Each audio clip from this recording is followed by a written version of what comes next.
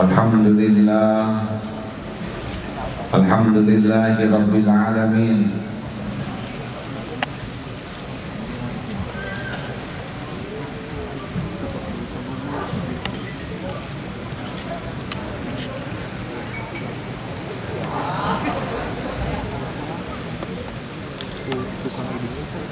Alhamdulillah, Alhamdulillahi Rabbil Alamin.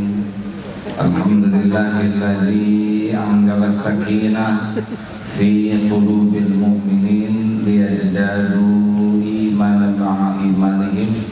Allahumma shalli ala Muhammadin wa ala alihi wa ashabihi ajma'in. Mudah-mudahan siapapun yang hadir ini digolongkan menjadi orang-orang yang memiliki hati yang sakinah, hati yang tidak galau, hati yang bersih. Karena sehebat apapun gaji, kalau hati galau tidak terbeli oleh berapapun uang. Benar?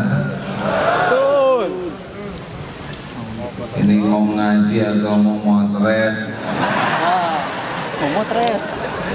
Motret. Mau ngaji apa mau motret? Motret. Rekan-rekan sekalian, saya mohon maaf. Saya senang sekali kalau tepat waktu, tapi ternyata informasi perjalanan ke sini kurang akurat sehingga terlambat.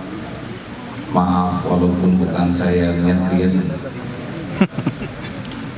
Yang kedua, saya juga mohon maaf sedang diberi nikmat sakit.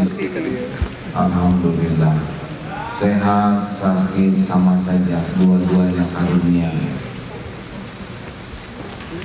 Jadi kalau saudara lihat wajah saya berkeringat dan lemas, memang rezekinya saat ini sedang diberi demam. Masya Allah. Tidak boleh mengeluh dengan sakit, karena ada dosa yang tidak bisa ditebus kecuali dengan sakit. Kalau saya lihat dari depan, ini wajahnya ada kemiripan, ini wajah-wajah banyak masalah. Benar atau benar? Banyak masalah, baik atau buruk? Baik. Nabi Muhammad punya masalah tidak? Sedikit atau banyak? Ya.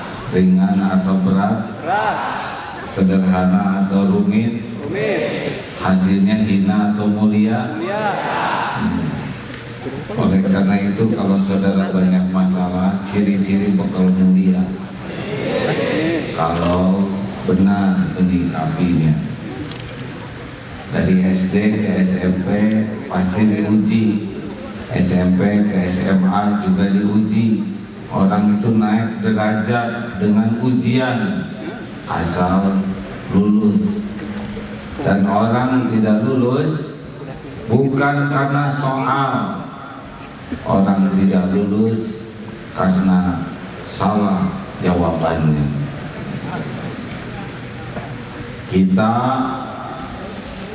hina, sengsara atau bahagia bukan karena soal hidup. Kita sengsara atau bahagia tergantung bagaimana kita menyikapi persoalan hidup. Jelas hadirin? Jelas. Jadi yang bahaya masalah atau sikap terhadap masalah? Sikap terhadap masalah. Ayo, mana jawabannya?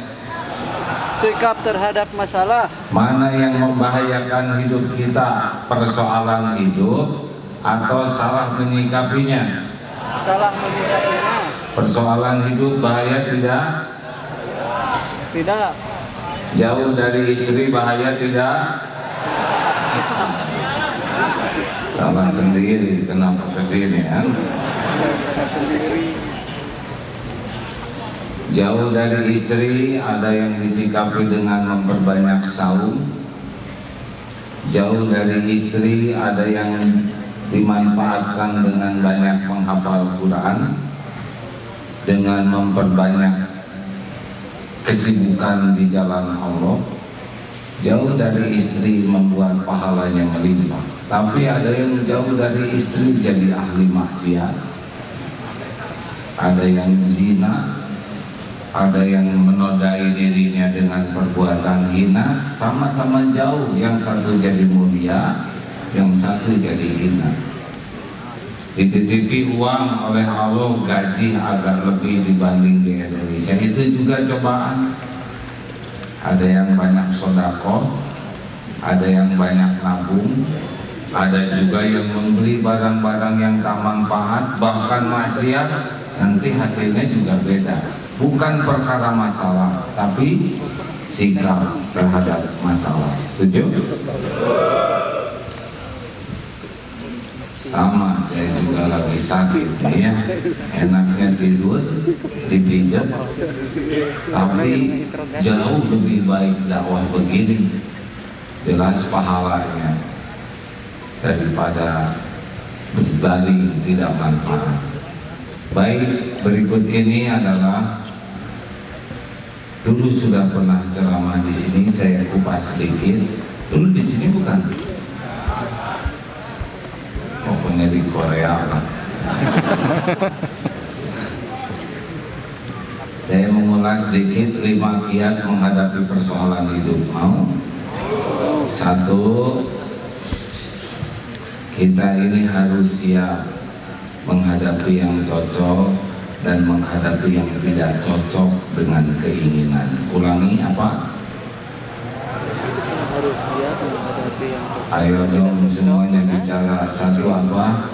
Siap menghadapi yang cocok, siap menghadapi yang tidak cocok. Ulangi. Siap menghadapi yang cocok dan siap menghadapi yang tidak cocok. Kenapa harus siap? Karena hidup ini mustahil akan selalu cocok. Saudara sudah agak lama kan di dunia ya. Banyak cocoknya, banyak tidak cocoknya. Banyak tidak cocoknya kan. Tapi tidak cocok bukan berarti jelek. Ada kalanya yang tidak cocok itu yang menguntungkan.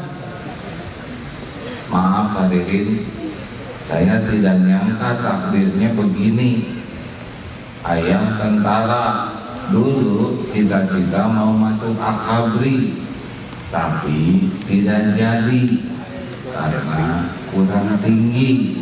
Dulu sakit hati, sekarang gembira sekali. Tidak jadi TNI, malah jadi kan gagal itu membawa berkah ternyata. Kenapa tepuk tangan aja? Jadi kadang-kadang malah yang nggak cocok yang membawa kebaikan. Dalil Qur'annya surat Al-Baqarah 216. A'udzubillahi minasyaitonirrajim. Wa asa an takrahu syai'aw wa huwa khairul lakum. Boleh jadi engkau tidak suka padahal baik menurut Allah bagimu, dan sebaliknya boleh jadi engkau suka padahal buruk menurut Allah bagimu. Wallahu ya'lamu wa antum la ta'lamun. Allah Maha tahu, kalian tidak tahu. Makanya jangan sok tahu. Digigit anjing baik buruk, sok tahu. Ada yang doa minta jodoh keluar dari rumah, ada yang tertarik langsung ngejar, bahkan menerkam dan menggigit. Ya Allah, kenapa saya minta jodoh yang datang anjing betina?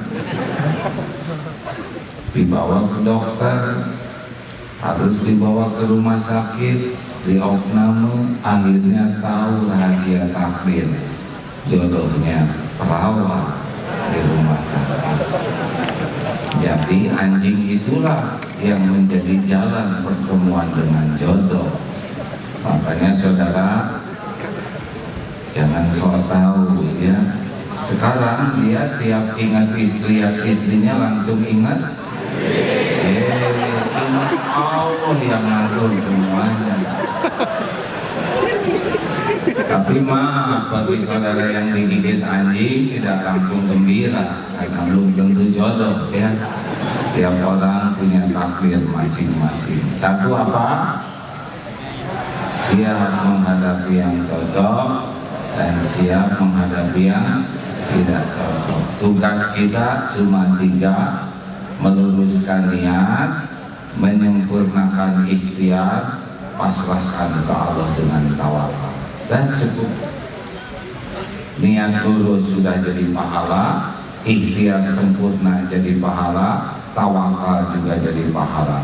Apapun yang terjadi terserah Allah, karena kita tidak tahu mana yang terbaik. Jelas? 2. Yang kedua, kalau sudah terjadi harus ridho. Apa? Kalau apa? Sebut yang kedua apa? Kalau sudah terjadi. Nah, sekarang sudah di Korea, sudah terjadi belum? Harus? Nah, begitu. Orang yang menderita itu orang yang tidak ridho menerima takdir. Sedang jalan, genteng jatuh kena jidat. Bagaimana? Ridho. Tidak boleh sesudah jidat kena genteng mengatakan saya tidak terima. Saya tidak terima. Bagaimana mungkin tidak terima? Itu tanda terimanya sudah jelas.